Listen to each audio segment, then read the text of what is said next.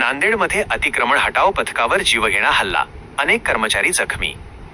नांदेड शहरात आज अतिक्रमण हटाव मोहिमेदरम्यान एक धक्कादायक घटना घडली आहे. वाघी रोडवरील मिलगेट परिसरात ही मोहीम सुरू असताना काही संतप्त नागरिकांनी महापालिका पथकावर जीवघेणा हल्ला केला.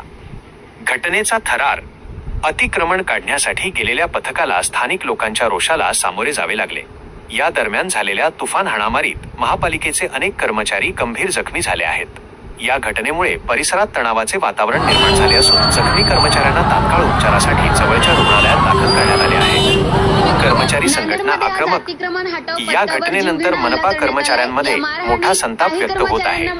मारहाण करणाऱ्या दोषींवर लवकरात लवकर कठोर कायदेशीर कारवाई करण्यात यावी अशी मागणी कर्मचारी संघटनेने केली आहे. ही घटना नेमकी कोणत्या कारणामुळे इतकी चिघळली याचा सविस्तर तपास आता पोलीस करत आहेत. महत्त्वाचे मुद्दे: ठिकाण मिलगेट परिसर, वाघी रोड, नांदेड.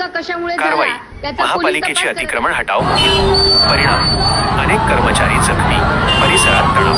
मागणी: हल्लेखोरांवर कठोर कारवाईची मागणी.